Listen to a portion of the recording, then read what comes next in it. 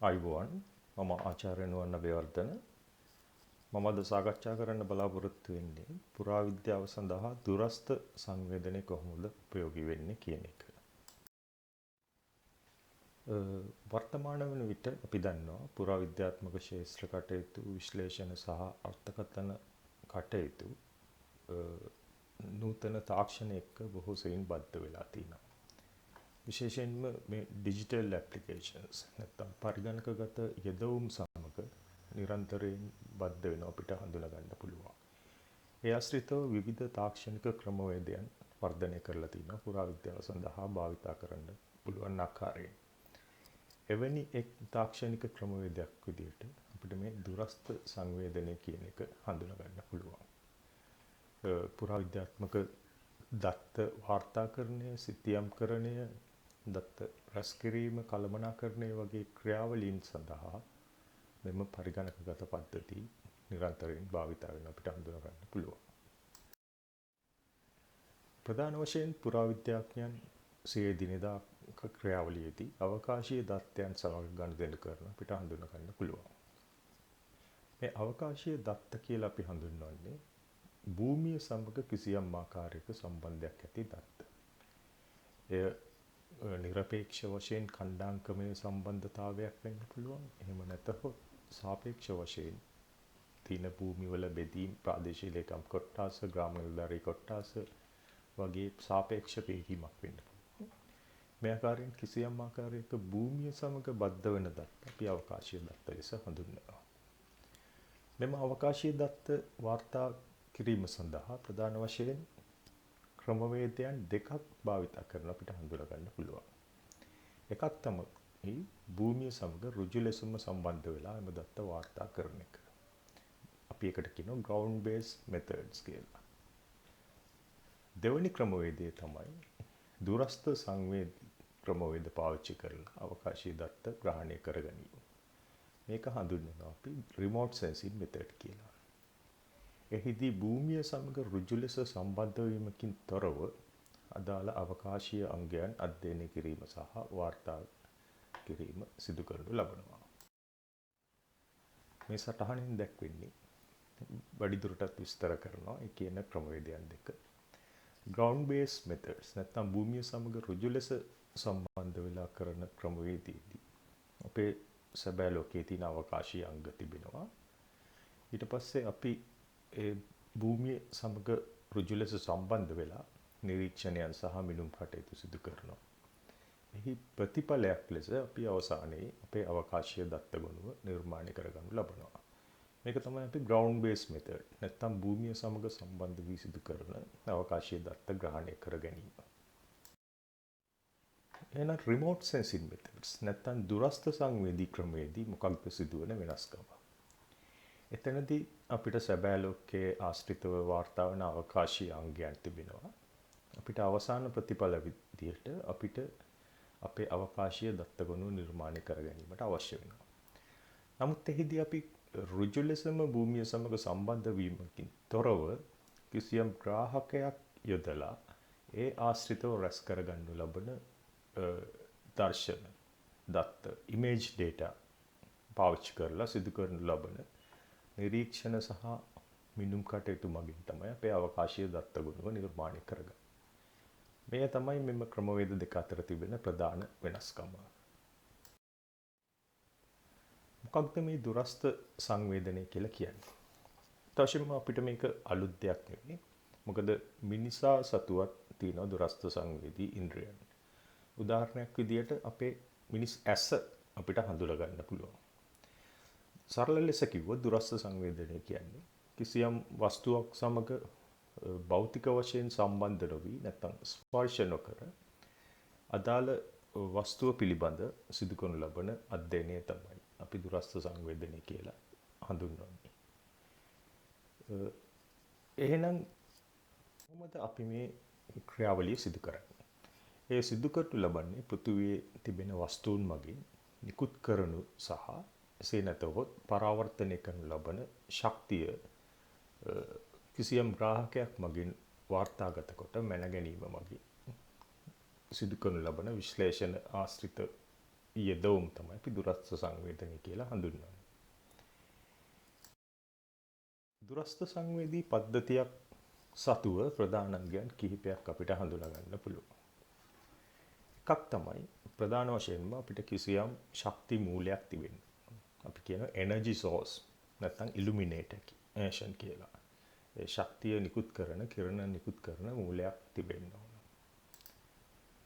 දෙවැනි කාරණේ තමයි එම කිරණ මූලය මගින් නිකුත් කරන ලබන ශක්තිය, කිරණ පෘථිවිය කරා ගමන් කිරීමේදී එය අපේ වායුගෝලය සමග කිසියම් ක්‍රියාකාරීත්වයන්ට ලක් වෙනවා.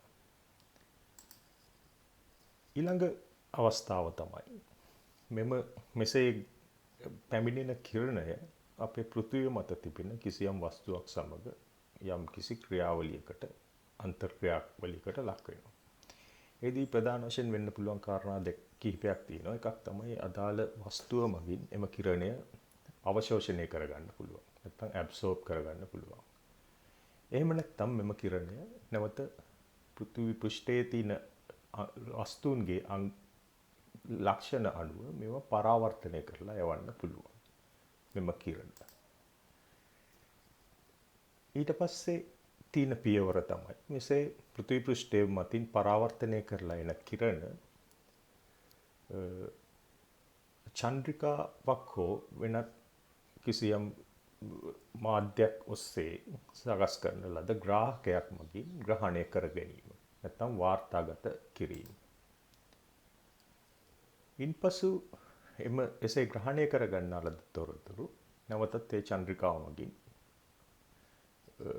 ට්‍රාන්ස්මිෂන් කරනවා. නැත්නම් ඒක නිකුත් කරනවා පෘථිවියේ තිබෙන මධ්‍යස්ථාන වෙත.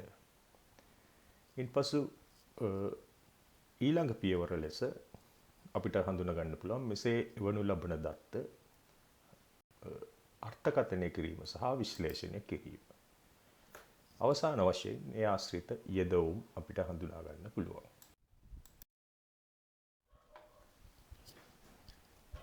ඉලෙක්ට්‍රොමැග්නටික් රේඩියේෂන් නැත්නම් මෙන්න මේ විද්‍යුත් චුම්බක කිරණ තමයි මේ දුරස්ථ සංවේදී තාක්ෂණික ක්‍රමවේදයේදී ප්‍රධාන වශයෙන් භාවිතා වෙන්නේ. මොකක්ද මේ විද්‍යුත් චුම්බක කිරණ කියලා අපි හඳුන්වන්නේ? නැත්නම් රේඩියේෂන් එකක විද්‍යුත් චුම්බක විකිරණය කියලා අපි හඳුන්වන්නේ මොකක්ද? මේදී ප්‍රධාන වශයෙන් චුම්බක ක්ෂේත්‍රයක් සහ විද්‍යුත් ක්ෂේත්‍රයක් එකිනෙකට ලම්බකව ගමන් කරනවා අපිට හඳුනා ගන්න පුළුවන්. විද්‍යුත් චුම්බක කිරණාවලිය ගත්තාම ඒක පුළුල් පරාසයක විහිදෙන දෙයක් විදිහට අපිට හඳුනා ගන්න පුළුවන්. නමුත් මිනිස් ඇසට ග්‍රහණය වෙන්නේ, ගෝචර වෙන්නේ ගොඩක් වෙලාවට මෙන්න මේ විසිබල් රේන්ජ් නැත්නම් අපි මේ දෘශ්‍යමය පරාසය කියලා හඳුන්වන 0.4 සිට 0.7 දක්වා වෙන කොටස තමයි අපේ මිනිස් ඇසට ගෝචර වෙන්නේ. නමුත් එතනින් එහාට ගිහිපු තරංගායාමයන්ගෙන් යුතු කිරණ අපිට හඳුනා ගන්න පුළුවන් මේ විද්‍යුත් චුම්බක කිරණාවලිය ආශ්‍රිතව. උදාහරණ වශයෙන් පාරජම්බුල කිරණ, අදෝරක්ත කිරණ, ශුද්ධ තරංග, රේඩියෝ තරංග මේ වගේ විවිධ පරාසයන්ට ව්‍යාප්ත වන කිරණ අපිට හඳුනා ගන්න පුළුවන් මේ විද්‍යුත් චුම්බක කිරණාවලිය ආශ්‍රිතව. ඊළඟට ඩිජිටල් ඉමේජ් එකක් නැත්නම් මේ දුරස්ථ සංවේදනයේදී අපිට මේ ඩිජිටල් ඉමේජ් එකක් ආංකික දර්ශනයක් සමග තමයි ගනුදෙනු කරන්න සිදුවන්නේ. මේ ඩිජිටල් ඉමේජ් එකක් කියලා කියන්නේ අර විදිහට පෘථිවිය මත තිබෙන වස්තුන් දක්වන අන්තර්ක්‍රියාකාරීත්වය, විකිරණයට දක්වන අන්තර්ක්‍රියාකාරීත්වය මැනගෙන වාර්තාගත කරලා තිබෙන දර්ශනයට තමයි අපි ඩිජිටල් ඉමේජ් එකක් කියලා කියන්නේ.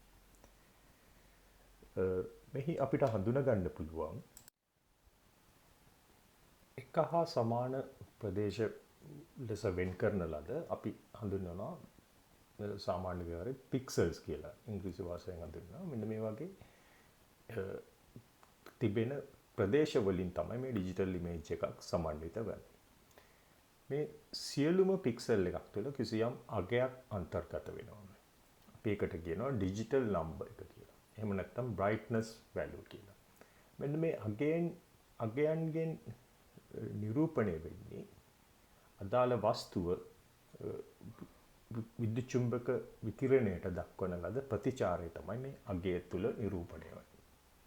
මේ ආකාරයෙන් තමයි මේ ඩිජිටල් ඉමේජ් එකක් නැත්නම් මේ දුරස්ථ සංවේදනය ආශ්‍රිතව වාර්තාගත කරන ඩිජිටල් ඉමේජ් එකක් සමන්විත. ඊළඟට එහෙනම් අපි බලන්න ඕනේ ඇයි අපි මේ දුරස්ථ සංවේදනය භාවිතා කරන්න ඕන. මොනවද මේකෙන් තියෙන ප්‍රතිලාභ කියන එක. ප්‍රධානම ප්‍රතිලාභයක් තමයි අපිට පුළුවන් විශාල භූමි කලාපයක් කාලාන්තරයක් තිස්සේ නිරීක්ෂණය කරන්න පුළුවන් මේ කියන දුරස්ථ සංවේදී ක්‍රමවේද පාවිච්චි කරලා.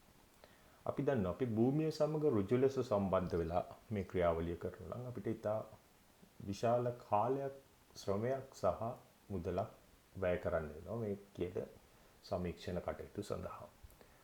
නමුත් අපිට දුරස්ථ සංවේදනය පාවිච්චි කරලා පුළුවන් විශාල භූමි ප්‍රදේශයක් කාලාන්තරයක් තිස්සේ නිරීක්ෂණය කරන්න අධ්‍යයනය කරන්න පුළුවන්.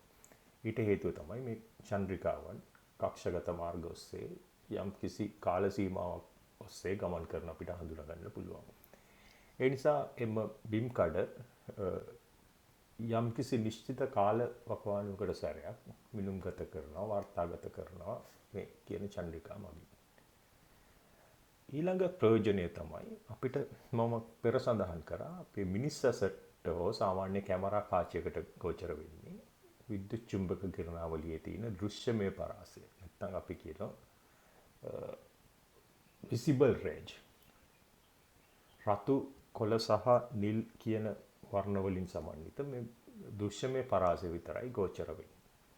නමුත් අපිට පුළුවන් මේ කියන දුරස්ථ සංවේදනය ඔස්සේ මිනිස් ඇසට හෝ සාමාන්‍ය කැමරා කාචයකට ගෝචර නොවන පරාසයක තිබෙන තරංග පාවිච්චි කරලා මේ කියන අධ්‍යයනයන් සිදු කිරීමේ හැකියාව තිබෙනවා. අනිත් ප්‍රධාන වාසියක් තමයි මේක අපි කියනවා රියල් ටයිම් රෙකෝඩින්. නැත්නම් ඒ අදාළ චන්ද්‍රිකාව ගමන් කිරීමත් සමග මේක නිරන්තරයෙන් මිනුම්ගත කිරීම වාර්තාගත කිරීම සිදු කරනවා. මෙන්න මේ වගේ වාසි සහගත තත්ත්වයන් අපිට හඳුනා ගන්න පුළුවන්. දුරස්ථ සංවේදනය පාවිච්චි කිරීමේදී අපේ පුරාවිද්‍යාත්මක කටයුතු සඳහා. අපිට පුරාවිද්‍යාව ආශ්‍රිතව පුළුවන් මෙන්න මේ දුරස්ථ සංවේදනය පාවිච්චි කරන්න. අපේ ශාස්ත්‍ර පිළිබඳ කරන සොයා බැලීම්, අධ්‍යයනයන් සහ ඒ ආශ්‍රිතව සිතියම් නිර්මාණය කිරීම සඳහා අපිට පුළුවන් මේ දුරස්ථ සංවේදනය පාවිච්චි කරන්න. එෙහිදී ප්‍රධාන වශයෙන් ප්ලැට්ෆෝම්ස් නැත්නම් මට්ටම් 3ක සිට සිදු කරනු ලබන දුරස්ථ සංවේදී කටයුතු අපිට භාවිතා කරන්න පුළුවන්. ඒ මට්ටම් 3 තමයි එකක් අපිට පුළුවන් භූමිය මත සිට සිදු කරනු ලබන දුරස්ථ සංවේදී ක්‍රියාවලිය. අපි එකට කියනවා ground based platform කියලා. දෙවැනි එක තමයි ගුවනේ සිට සිදු කරනු ලබන දුරස්ථ සංවේදී ක්‍රියාවලිය. නැත්නම් airborne platform. සහ තුන්වන මට්ටම වන්නේ අභ්‍යවකාශයේ සිට සිදු කරනු ලබන දුරස්ථ සංවේදී ක්‍රියාවලිය. ඒක අපි හඳුන්වනවා spaceborne platforms කියලා. මෙන්න මේ වගේ විවිධ මට්ටම් වල සිට අපිට පුළුවන් මේ දුරස්ථ සංවේදනය කරන්න. ඒක එක්ක හෙලිකොප්ටර් යානයක වෙන්න පුළුවන්, නැත්නම් සැහැල්ලු ගුවන් යානයක වෙන්න පුළුවන්, නැත්නම් අභ්‍යවකාශගත චන්ද්‍රිකාවක වෙන්න පුළුවන්. එහෙම නැත්නම් භූමිය මට්ටමේ සකස් කරන ලද උපකරණයක් වෙන්න පුළුවන්. මෙන්න මේ වගේ විවිධ මට්ටම් වල සිට පුළුවන් අපිට මේ දුරස්ථ සංවේදී තාක්ෂණික ක්‍රමවේදය භාවිත කරන්න. එහෙනම් අපි පළමුවෙන්ම බලමු මොකක්ද මේ භූමිය මත සිට කරන නැත්නම් ground based platform එකේ ඉඳගෙන සිදු කරන ලබන දුරස්ථ සංවේදී ක්‍රමවේදයන් මොනවද කියලා. අපි ඒක හඳුන්වනවා භූභෞතික ගවේෂණයන් කියලා. නැත්නම් geophysical surveys කියලා අපි හඳුන්වනවා. එතෙන්දී අපි සිදු කරන ලබන්නේ පෘථුවිය අභ්‍යන්තරයේ තිබෙන භූවිද්‍යාත්මක ව්‍යුහයන්, ඊට පස්සේ භූගත ජලය සහ මානව පුරාකෘතීන්ගේ ව්‍යාප්තිය පිළිබඳව එම භෞතික වශයෙන් ස්පර්ශ නොකර නැත්නම් සම්බන්ධ නොවි සිදු කරන අධ්‍යයනයක් තමයි අපි මේ භූභෞතික ගවේෂණයක් කියලා හඳුන්වන්නේ. අපි දන්නවා පුරාවිද්‍යාත්මක සන්දර්භයන් වාර්තාගත කිරීමට අධ්‍යයනය කිරීමට ප්‍රධාන වශයෙන්ම භාවිතා වෙන ක්‍රමවේදයක් තමයි පුරාවිද්‍යාත්මක කැණීම් කියන්නේ. නමුත් කැණීමක් කියන්නේ සෑම විටම විනාශකාරී ක්‍රියාවලියක්. මොකද කැණීමකින් පසු ඒ අදාළ සන්දර්භය අපිට නැවත ගොඩනැගීමේ හැකියාවක් නැහැ. නමුත් මෙන්න මේ භූභෞතික ගවේෂණයන් දුරස්ථ සංවේදී ක්‍රමවේදයක් වෙන භූභෞතික ගවේෂණයන් පාවිච්චි කරලා අපිට පුළුවන් විනාශකාරී නොවන පරිදි අදාළ වස්තුන් සමග භෞතික වශයෙන් සම්බන්ධ නොවි ඒ පිළිබඳ අධ්‍යයනය කිරීමට අපිට ලැබෙනවා. එහෙනම් මෙන්න මේ පුරාවිද්‍යාත්මක භූභෞතික ගවේෂණයන් පාවිච්චි කරලා අපිට පුළුවන්කම ලැබෙනවා වැළලී තිබෙන පුරාවිද්‍යාත්මක සන්දර්භයන් අධ්‍යයනය කිරීම, ඒවා වාර්තාගත කිරීම සහ සිතියම්ගත කිරීමට හැකියාව ලැබෙන මේ භූභෞතික ගවේෂණයන් පාවිච්චි කරලා මේ සඳහා අපිට පුළුවන් විවිධාකාරයේ උපකරණ භූභෞතික ගවේෂණ උපකරණ පාවිච්චි කිරීමේ හැකියාව තිබෙනවා. එහිදී එකිනෙකට වෙනස් ආකාරයේ ප්‍රභවයන්, ශක්ති ප්‍රභවයන් තමයි ඒ ක්‍රියාවලිය සඳහා භාවිතා වෙන්නේ. මේ වගු තුල දැක්වෙන්නේ ප්‍රධාන වශයෙන්ම අපිට භාවිතයේ පවතින භූභෞතික ගවේෂණ ක්‍රමවේද කිහිපයක්.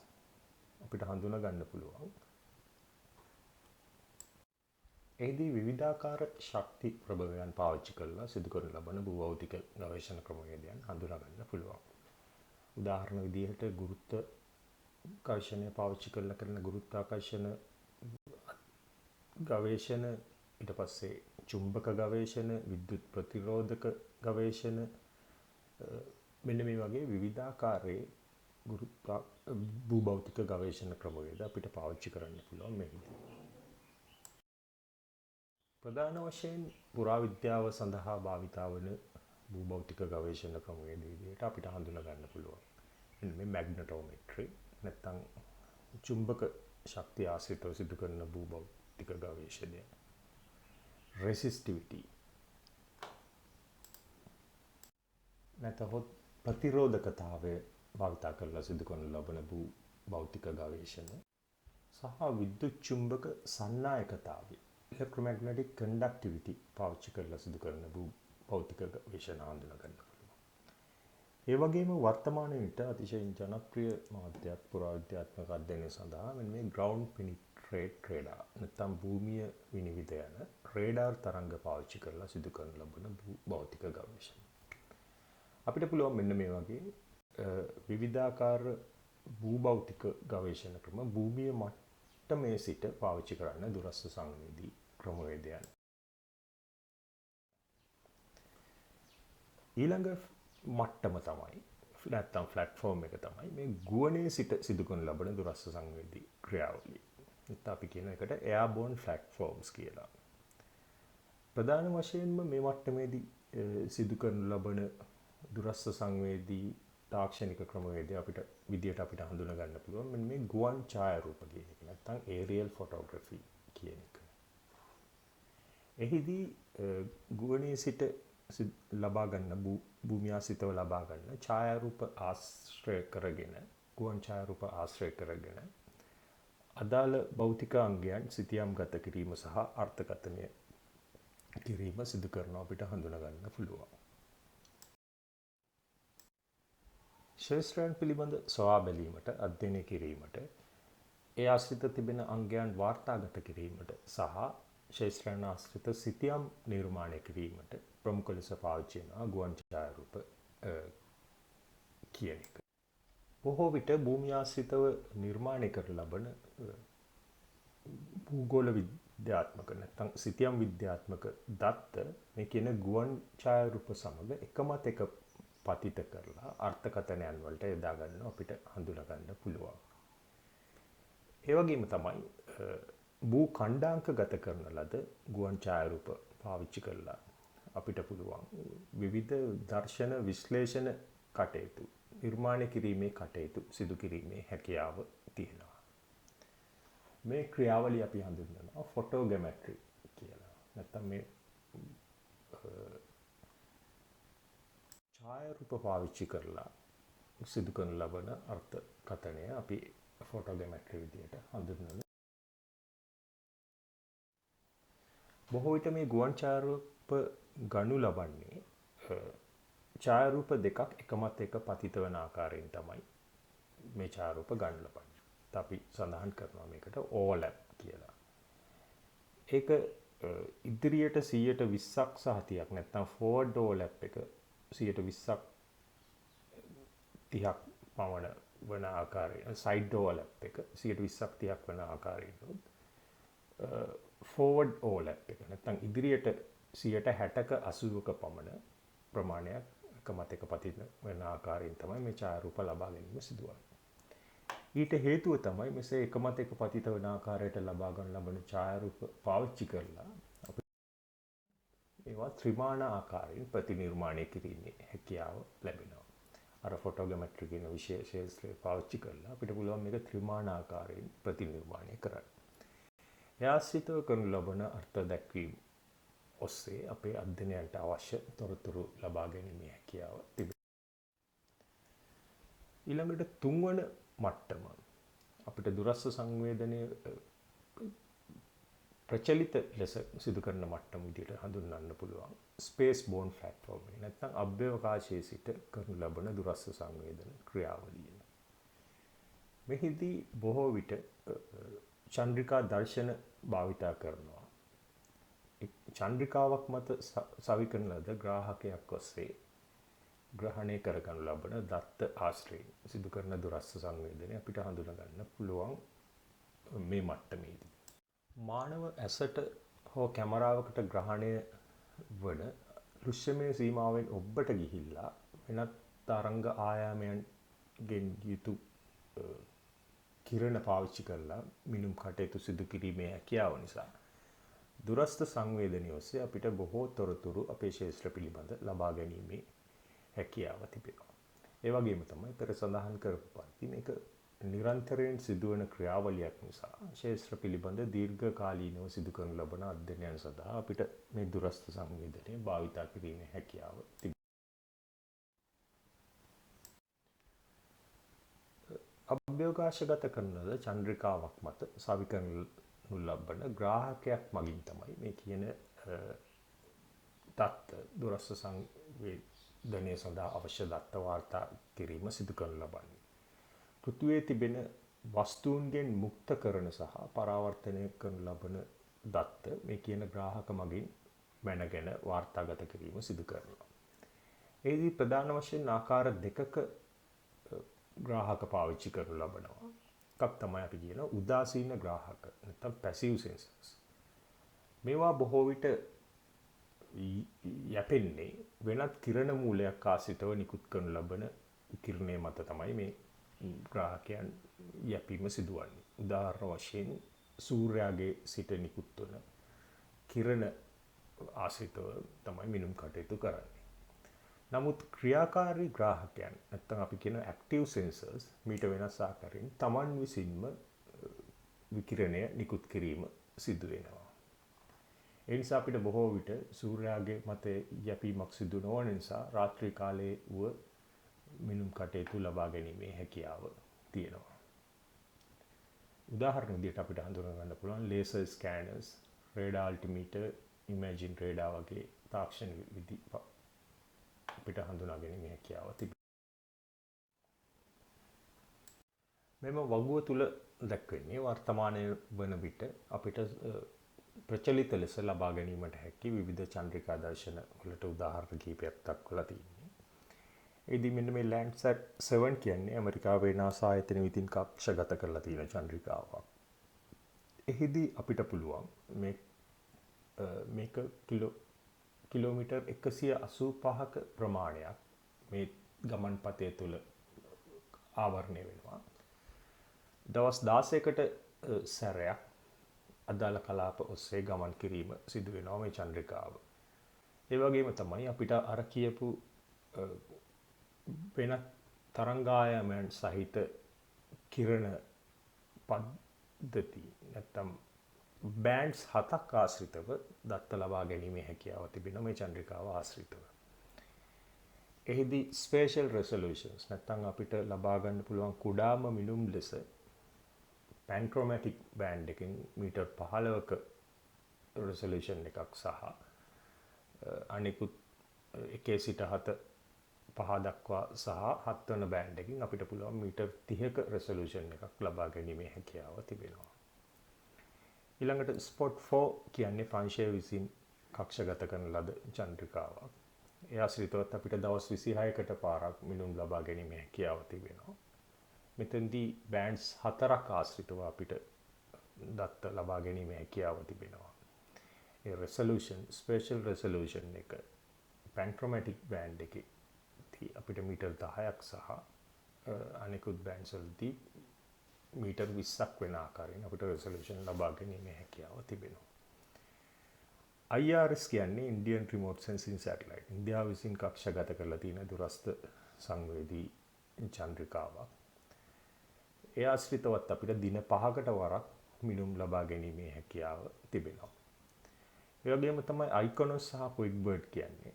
ඊටාම කුඩා ස්පේෂල් රෙසලූෂන් අවකාශීය විභේදනයක් සහිතව අපිට දත්ත ලබාගත හැකි චන්ද්‍රිකාවක්.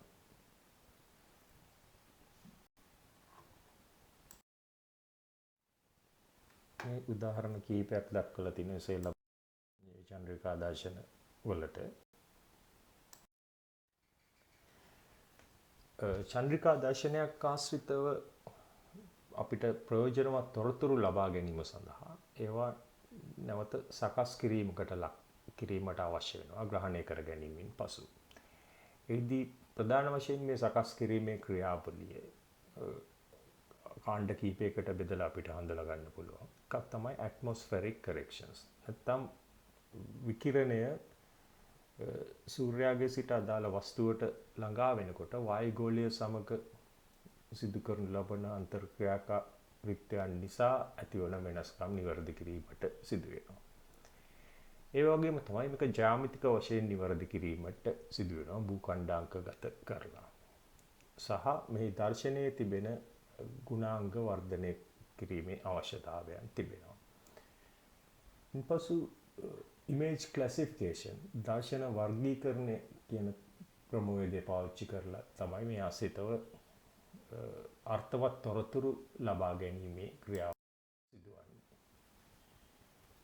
මේ ඉමේජ් ක්ලාසිෆිකේෂන් නැත්නම් මේ වර්ගීකරණය කියන එකත් අපිට පුළුවන් ආකාර දෙකක් ඔස්සේ සිදු කරන්න. ප්‍රධාන වශයෙන් එකක් තමයි අධීක්ෂිත වර්ගීකරණය නැත්නම් අපි කියන සුපර්වයිස්ඩ් ක්ලාසිෆිකේෂන්. සහ දෙවැනි ක්‍රමවේදය අධීක්ෂණය නොකරන වර්ගීකරණය unsupervised classification. ඒ ඔස්සේ අපිට පුළුවන් වෙනවා අපේ පුරාවිද්‍යා ශාස්ත්‍ර ආශ්‍රිතව තිබුණු පැරණි භූමි පරිභෝජන රටාවන් හඳුනා ගැනීමට. ඒ වගේම ඇතැම් විට වාරිමාර්ග පද්ධතීන් ඉන්පසු ජලවහන පද්ධතීන්ගේ ව්‍යාප්තිය කොහොමද කියන එක. වනාන්තර තුල සැඟවුණු ශාස්ත්‍ර සොයා ගැනීමේ හැකියාව ලැබෙනවා. ජනාවාස ගොඩලි සහ වාස්තු විද්‍යාත්මක නටබුන් අධ්‍යයනය කිරීමේ හැකියාව ලැබෙනවා. මෙන්න මේ වගේ විවිධාකාර ප්‍රයෝජනයන් අපිට ලබා ගන්න පුළුවන්. මේ කියන දර්ශන වර්ගීකරණ ක්‍රමවේදයන් පාවිච්චි කිරීම තුලින්.